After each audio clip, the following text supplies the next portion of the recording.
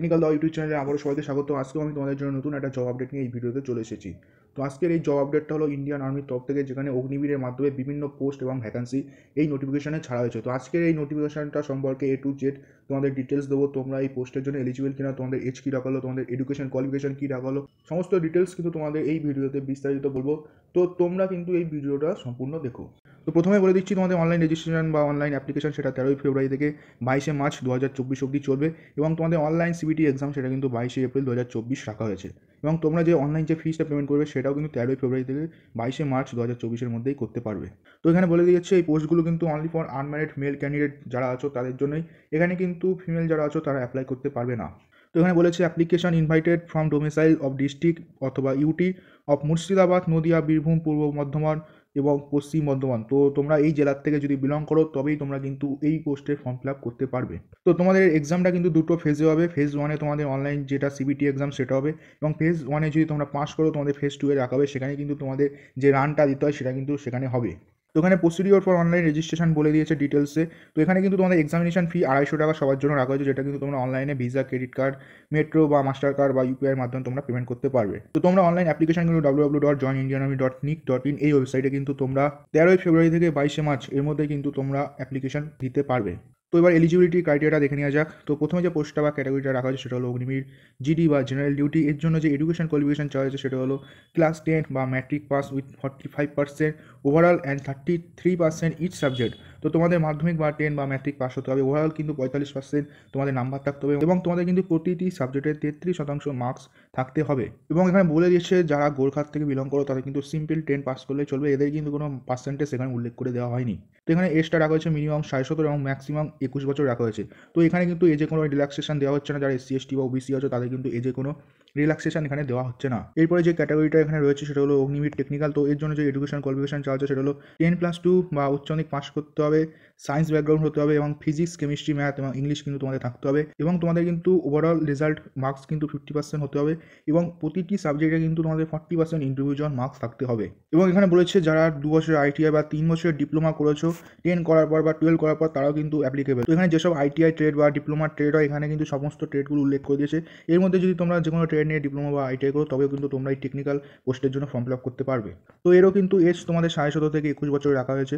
তো এরপর যে পোস্ট হলো সেটা হলো অগ্নিবীর অফিসার অ্যাসিস্ট্যান্ট বা স্টোর কিপার টেকনিশিয়ান।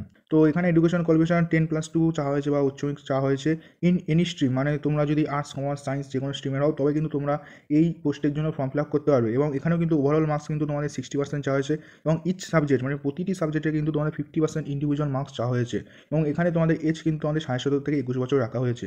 এরপরে যে পোস্টটা রাখা হয়েছে সেটা হলো অগ্নিবীর ট্রেডসম্যান 10 পাস। তো এর জন্য কিন্তু তোমাদের সিম্পল 10 পাস চেয়েছে, এবং প্রতিটি সাবজেক্টে ইচ 33% মার্কস কিন্তু এখানে চাওয়া হয়েছে, এবং এর জন্যও কিন্তু এজ একইভাবে 17.5 থেকে 21 বছর রাখা হয়েছে।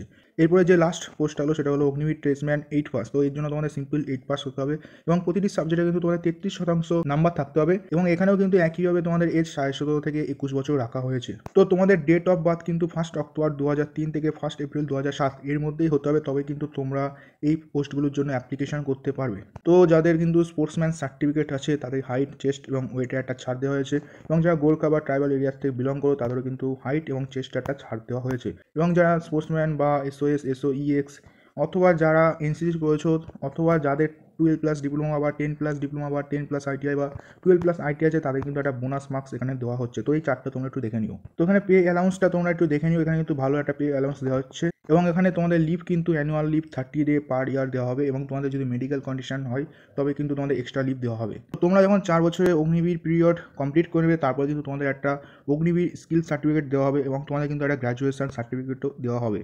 তো তোমাদের যে অনলাইন এক্সাম হবে সেখানে কিন্তু নেগেটিভ মার্কিং থাকবে, তোমাদের 25% মার্কস কিন্তু নেগেটিভ হবে যদি তোমরা ভুল অ্যাটেম্প করো, এবং যদি কোনো কোশ্চেন ছেড়ে দাও তার জন্য কিন্তু 0 মার্কস দেওয়া হবে। তো ফিজিক্যাল ফিটনেস টেস্ট এখানে বলে দেওয়া হয়েছে 5 মিনিট 30 সেকেন্ডে যারা কমপ্লিট করবে তাদের গ্রুপ এতে রাখা হবে, 5 মিনিট 31 সেকেন্ড থেকে 5 মিনিট 45 সেকেন্ডের মধ্যে যারা কমপ্লিট করবে তাদের কিন্তু গ্রুপ বিতে বা গ্রুপ 2তে রাখা হবে, এবং গ্রুপ 1 বা গ্রুপ এর জন্য কিন্তু 60 মার্কস দেওয়া হচ্ছে, এবং গ্রুপ 2 বা গ্রুপ বির জন্য কিন্তু 48 মার্কস কিন্তু দেওয়া হবে। এরপর তোমাদের পুল আপ দিতে হবে 10টা, যদি 10টা দিতে পারো তোমাদের 40 মার্কস দেওয়া হবে, এবং মিনিমাম তোমাদের কিন্তু এখানে 6টা দিতে হবে, যদি 6টা দাও তাহলে 16 মার্কস কিন্তু তোমরা পাবে। এবং 9 ফিট ডিচ এবং জিগজ্যাগ ব্যালেন্স কিন্তু তোমাদের দুটো কোয়ালিফাই করতে হবে। এর জন্য কিন্তু এখানে কোনো মার্কস দেওয়া হবে না।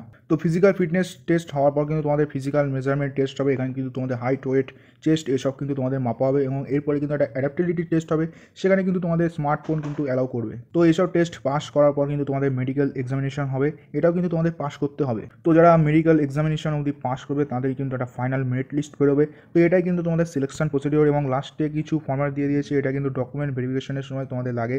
যখন তোমাদের মেরিট লিস্টে নাম আসবে এরপর কিন্তু ডকুমেন্ট ভেরিফিকেশন হবে, দেন কিন্তু এইসব ফর্ম্যাটগুলো তোমাদের ফিল আপ করে নিয়ে যেতে হবে। তো আজকের এই ভিডিওটা এই অবধি ছিল, আশা করবো ভিডিওটা ভালো লেগেছে। যদি ভালো লাগে একটা লাইক করো এবং তোমরা যদি আমাদের চ্যানেল নতুন হয় চ্যানেলটিকে অবশ্যই সাবস্ক্রাইব করে রেখো, কারণ আমরা ডেলি একটা জব আপডেট নিয়ে ভিডিও আনি।